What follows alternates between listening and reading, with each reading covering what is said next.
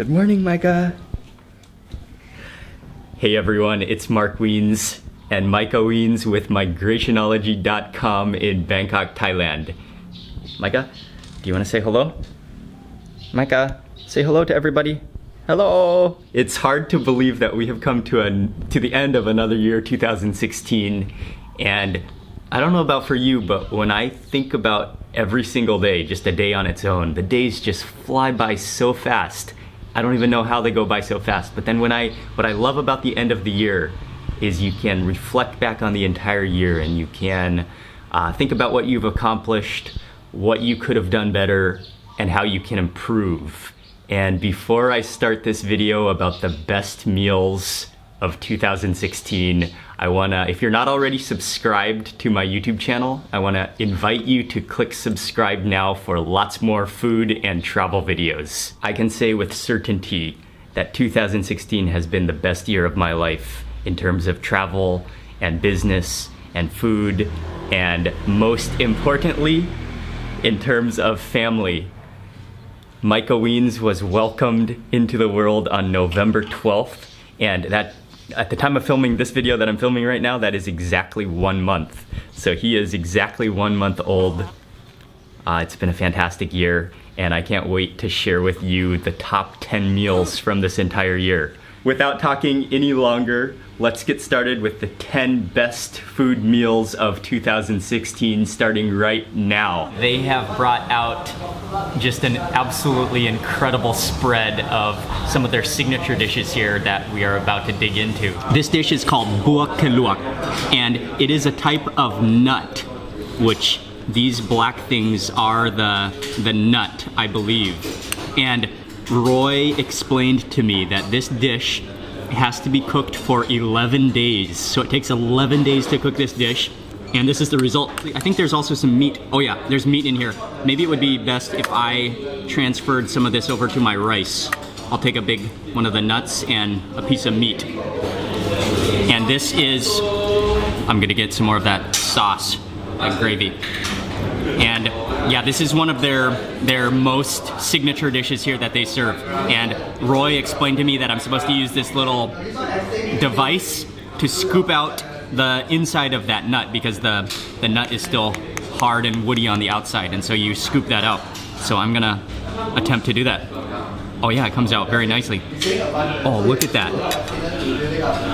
That looks like caviar and chocolate. It looks like chocolate cake. Oh, it almost smells like chocolate, actually.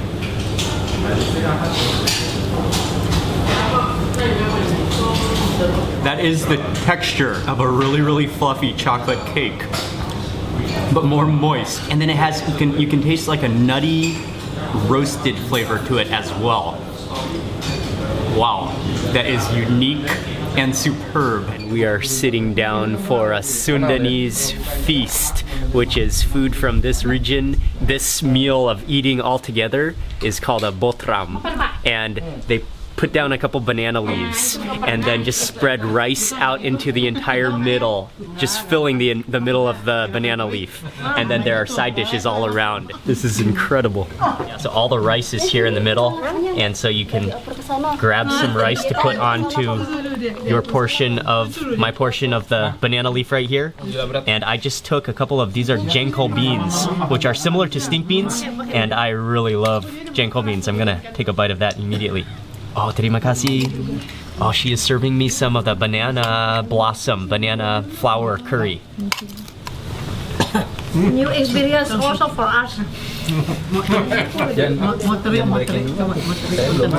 I love jengkol. Oh, that's like a giant stink bean. How is it, man? Jengkol is one of the best thing on earth, man. Yeah, I agree. When people say it's stinky, I don't get why. So there are a couple of main components to mansaf. The first is rice, and so on the bottom of the tray is rice.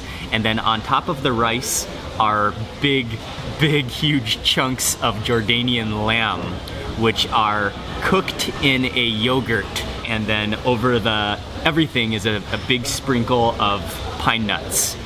But probably the most important component of mansaf is the dehydrated goat yogurt, which is known as jamid. So you ball it up. Yeah. With a piece of meat inside it, and maybe some of the fitahat khubz, some of the shrak. This is the shrak bread. Yeah, see the okay. shrak bread. You just go like this.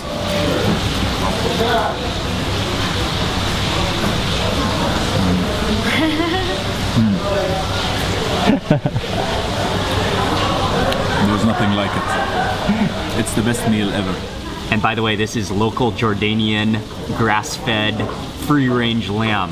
And you take a little piece of the lamb, and then you get it you mix it in with some rice, and make sure you get a lot of that jamid in there, because that's where a lot of the flavor and the heartiness of the dish comes from. And then once you have kind of a good amount within your fingers like that, then you transfer it to your palm, and you start to work it into a ball.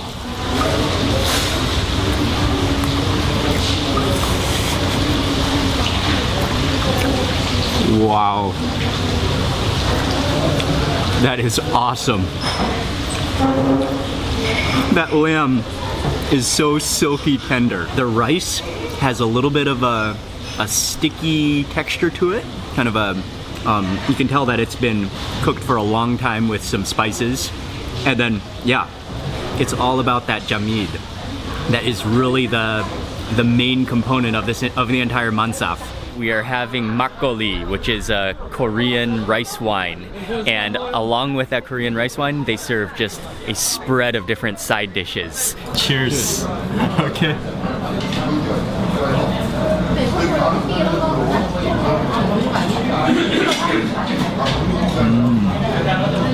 Oh yeah, that is very crisp. It tastes like rice juice. This is fermented stingray on the left side. In the middle, I believe, is pork belly. Then there's kimchi, and then there's also some kind of a chili shrimp paste. And what you do is you take a piece of the fish, you stack a piece of the pork belly onto the fish. Then you add a piece of kimchi. Add a piece of kimchi. Whoa, I can smell that. And then a little bit of that shrimp on there. That is one full bite. You can really actually smell that like ammonia aroma coming from that fermented fish, that stingray.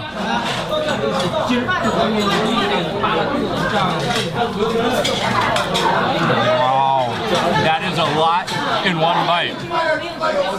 The aroma of that fermented stingray smelled really, really strong, but the taste was actually not that strong. It was kind of like a cheesy tasting fish. Okay, I may have spoken a little too soon. When I breathe out from my nose, I can kind of feel like ammonia. I can smell the ammonia coming out from that fermented fish. That is some pretty intense fish. Coming to Mumbai for the food, one of the things I was looking forward to eating most is known as Bombay duck. And it's actually, although it's called duck, it's actually a lizard fish, which is fried, and it's kind of curly in shape. And then I got the whole thali, so it comes with a number of different side dishes, including rice and chapati. I think these are chapatis, and then some chutneys and curries. That is extremely tender. That just like flakes apart.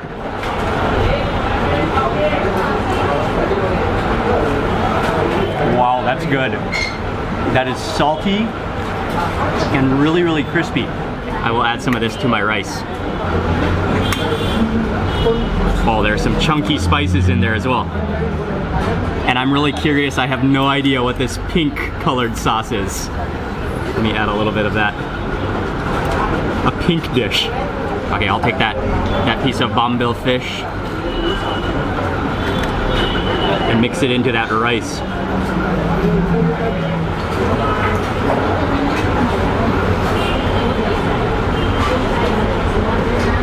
That's amazing. They put out a piece of plastic and then put your food down, and we just got some yogurt to go with it as well. All right. Whatever you prefer, yeah. However you want? Yeah, however you want. Okay. Oh, do you make a... No, you don't make a box. Yeah. Okay. Yeah. But you normally use your hand. So you hold it like this, then you can either go for it like this, or you can push it with your finger to your mouth. Yeah. I'm gonna start with a piece of camel meat, and there's also pieces of camel fat. Before mixing with any rice or any yogurt or sauce, I'm just gonna try one piece of camel, a nugget of camel.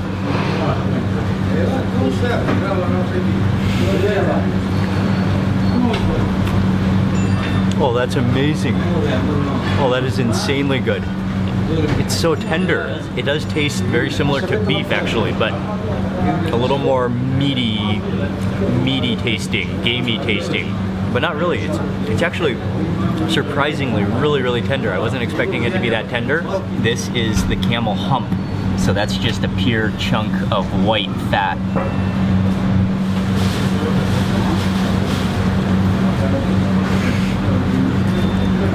Oh, wow.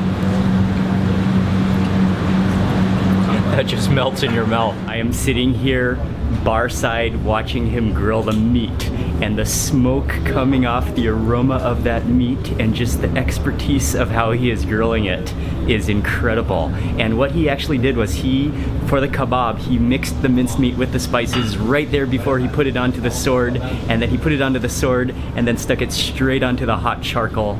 Maybe that's some parsley. You can see the little chili flakes in there. I have to begin with the kebab, and I am just gonna go pure meat on this bite. Oh wow, look at how tender that is. Oh, it's so tender it actually just falls apart in your fork. Oh wow.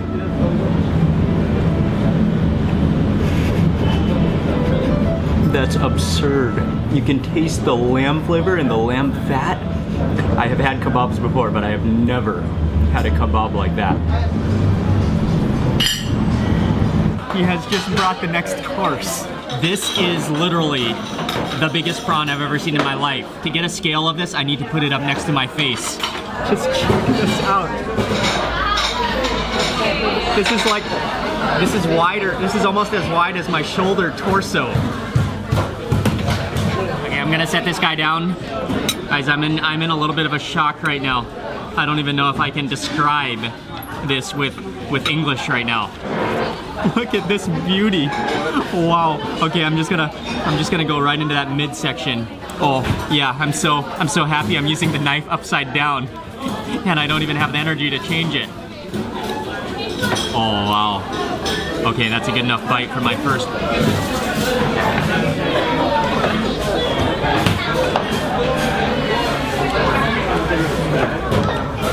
The firmness is insane. It's so muscular and it's so juicy again. What you have to eat for dessert when you come to Ramiro is the Prego, which is a steak sandwich. Oh, and it is hot and fresh and warm. Oh, you can feel the tenderness of that bread. And you open it up. Oh, it's filled with steak. Oh, and that beautiful thing. Oh, and you can see how the juices have already soaked into the bread. But oh, I absolutely wish you guys could feel the softness of the bread. It literally feels like a feather pillow.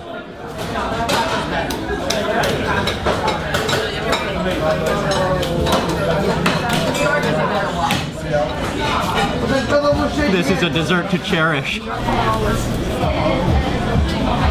Okay, they do have a row of seats and one long table where you can sit down here. The menu is all on the wall.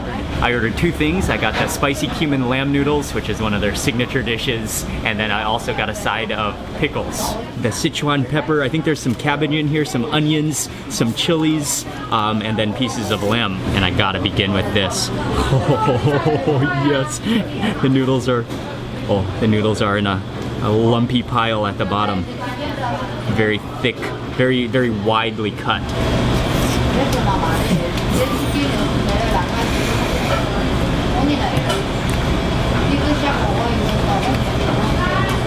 That is insanely good. Oh, it's so flavorful. When you taste that cumin in there, you gotta just see a close-up of this noodle and in that chili oil. Look at that beautifulness.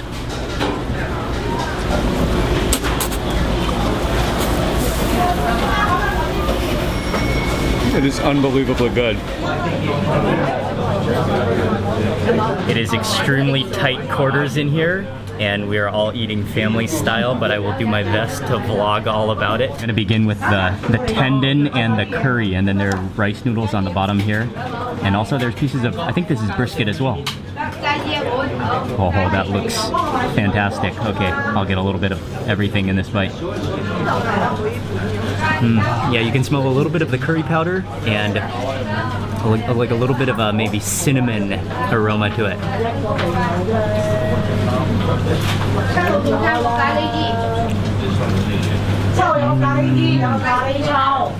Okay, that is awesome. Yeah. Wow, that's good. Okay, it's just a little bit spicy. You can taste that curry powder. Maybe there's like a star anise in there as well. There's also some kind of an herb taste to it as well. Yeah, that is ridiculously good though. That is awesome. Let me try one of those pieces of tendon. That is a pretty significant nugget of tendon.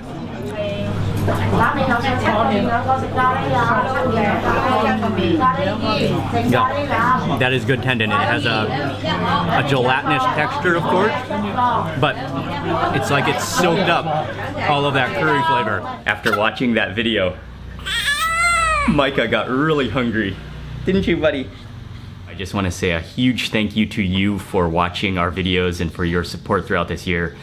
Without you watching our videos, I wouldn't be able to do what I do. So a huge thank you to you. It's definitely time for him to eat, so I'm gonna end this video very quickly, but I wanted to remind you to click subscribe if you haven't already subscribed for lots more food and travel videos. And then also over on my blog, Migrationology.com, you'll find, oh, sorry, Micah. You will find lots of blog posts, as well as I've been writing full travel city guides about all of the destinations that I visited, including all the restaurants you can visit. 1 second, buddy. Oh, Micah. Oh, Micah. So head over to Migrationology.com to check out my full travel guides with all the restaurant and food information from all the videos you see, and I'm gonna be working hard on it this year.